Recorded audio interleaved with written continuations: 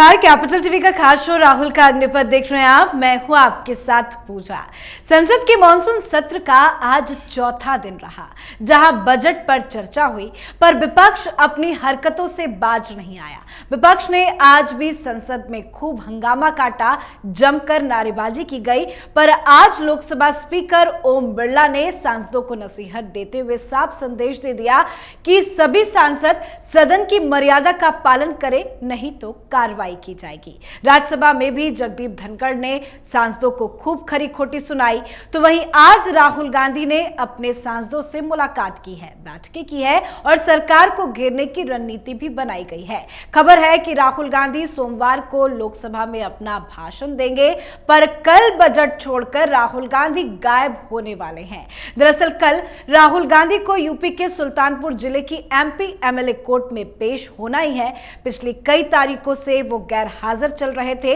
अब खबर है कि वो कल बजट छोड़कर कोर्ट में पेशी के लिए जाएंगे और अपना बयान दर्ज करवाएंगे। तो कैसे राहुल गांधी के लिए कल का दिन मुसीबत भरा होने वाला है, बताएंगे आपको। मेरे साथ स्टूडियो में मौजूद हैं कैपिटल टीवी के एग्जीक्यूटिव एडिटर राजीव जी। सर, आपका बहुत बहुत स्वागत है। आज राहुल गांधी ने सांसदों से मुलाकात की है, क्या कुछ उनकी रणनीति बनाई गई है? देखिए, जो रणनीति राहुल गांधी ने बनाई, उस रणनीति का जवाब राजनाथ सिंह ने दे दिया। और जैसे ही कांग्रेस के सांसदों से राहुल गांधी की जो बैठक हुई थी, उसमें इन्होंने कहा कि देखो, इस बार बजट सत्र पर चर्चा के दौरान जो हम लोगों के सांसद बोल रहे हैं, उसमें कहीं हंगामा नहीं दिख रहा, वैसा हंगामा नहीं दिख रहा। थोड़ा सा तो इन लोगों के जो दूसरी पार्टी के लोग हैं, दूसरी पार्टी के सांसद हैं, वो फुटेज लूट रहे हैं, कांग्रेस के सांसद कुछ नहीं कर पा रहे हैं। जैसे अभिषेक बनर्जी की चर्चा हुई कि अभिषेक बनर्जी ने कल जो बजट पर रिप्लाई किया, उसने तो तंज कसे कि कुर्सी की पेटी बांध लीजिए, मौसम बदलने वाला है। और जिस तरीके के दो तीन बातें उन्होंने और पीएम मोदी को लेकर कही, सरकार बचाने को लेकर कही, बजट को लेकर कही, ओम बिरला भी अनकंफर्टेबल हो गए और फिर दोनों में बहस हो गई, जिसकी चर्चा पूरे सोशल मीडिया पर है। मीडिया में इस बात की चर्चा हो रही है और तुम लोग ऐसे सीधे सपाटे होके ऐसी बातें कर रहे हो जिसको लोग पूछ ही नहीं रहे हैं। पता ही नहीं चल रहा कि कांग्रेस के सांसदों ने कैसे रिप्लाई किया। राज्यसभा से तो बायकॉट हो गया, लेकिन लोकसभा में आप लोगों को बोलने का मौका मिल रहा है। तो बोलने का मौका जब दिया जा रहा है, तो कुछ ऐसे आपके पास मुद्दे होने चाहिए बोलने के लिए, जिससे कि संसद में लगे कि कांग्रेस के सांसद बोल रहे हैं। अब इस बात के बाद तो राहुल गांधी के जो चमचे बेलचे सांसद हैं, वो तो सुपर एक्टिव मोड में आ जाते हैं। और इसलिए आज चर्चा के दौरान कुछ अनपार्लियामेंट्री शब्दों का इस्तेमाल हुआ, जो जिस बीच ये हो रहा था, उस बीच राजनाथ सिंह को खड़ा होना पड़ा।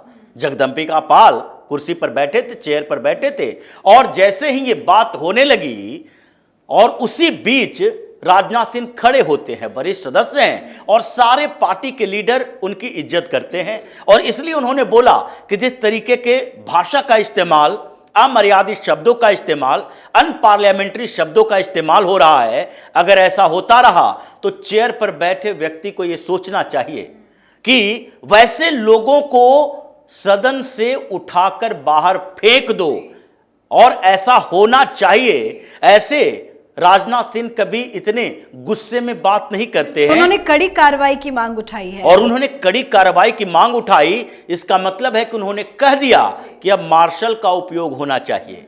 आप ऐसे संसद नहीं चला सकते।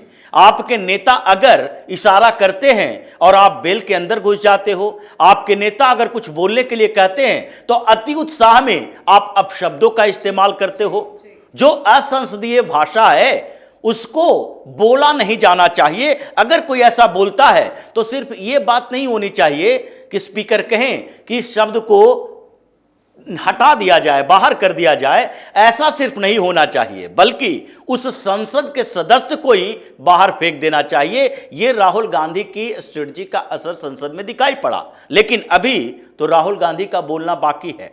जो शुरुआत हुई है, जिस तरीके से स्पीकर ने अलग अलग नेताओं को, चाहे गौरव गोगोई को डांटा हो या फिर अभिषेक बनर्जी को फटकारा हो कि आप डायरेक्ट नहीं कर सकते, आप हमें नहीं बता सकते कि हमको क्या बोलना चाहिए, क्या करना चाहिए। आप अपनी बात सदन के पटल पर रखें, बस यही आपको बोलने की आजादी दी जाती है। इससे ज्यादा बोलने की कोशिश न करें। और दोनों के बीच जो बहस हुई है वो इशारा किया है कि आगे राहुल गांधी ने भी अगर ऐसे शब्दों का इस्तेमाल किया जो पहले करते रहे हैं, तो फिर उनके साथ भी वही व्यवहार होगा, चाहे वो नेता प्रतिपक्ष क्यों न बन गए हों। ये इस बार के सत्र में भारतीय जनता पार्टी के नेताओं की तरफ से, वरिष्ठ नेताओं की तरफ से, क्योंकि एक दिन पहले पीएम मोदी ने अपने दफ्तर में सारे वरिष्ठ मंत्रियों को बुलाया और उनसे बातचीत हुई। क्यों उस समय बातचीत हुई?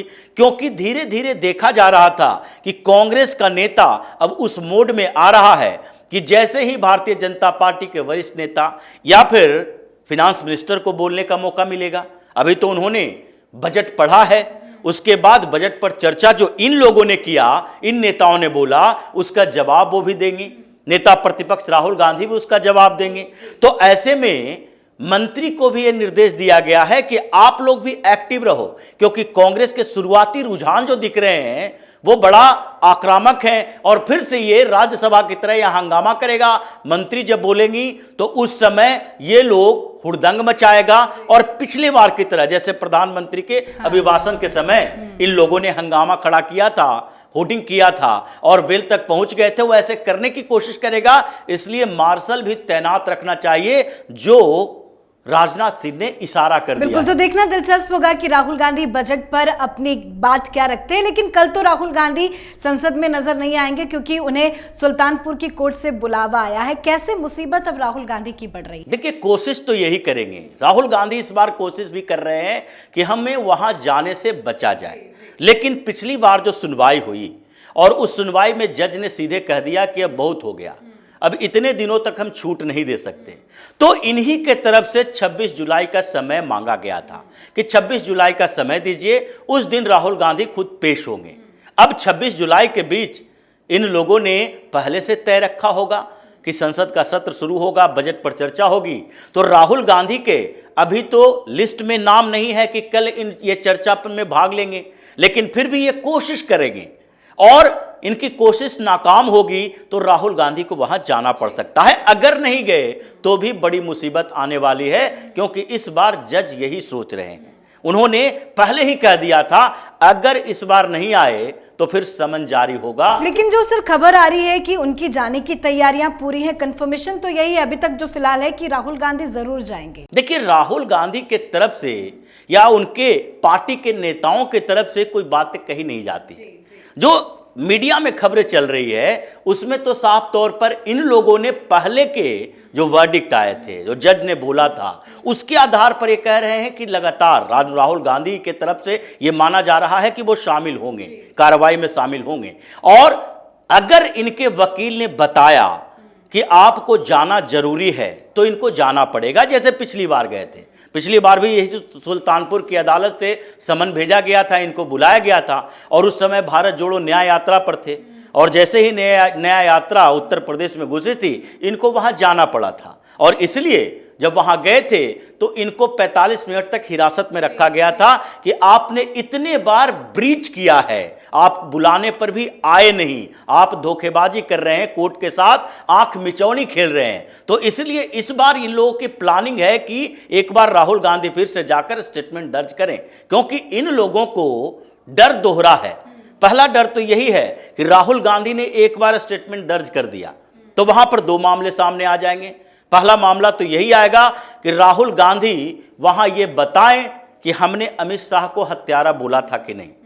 अगर ये बात नहीं बताएंगे तो दूसरे तरफ से इनको कहना पड़ेगा कि हमने उस समय जो बात कही थी, ये जानकारी नहीं थी हमें कि अमित शाह के ऊपर हत्या का जो आरोप है, यानी कि फर्जी इनकाउंटर का, वो आरोप जो है वो उस आरोप से मुक्त हो चुके हैं 3 साल पहले ही। ये दोनों में से कुछ बात कहेंगे। अगर ये दोनों बातें नहीं कहे तो फिर आपको सीधे तौर पर एक्सेप्ट करना पड़ेगा कि आपने जानबूझकर ये गलती की है।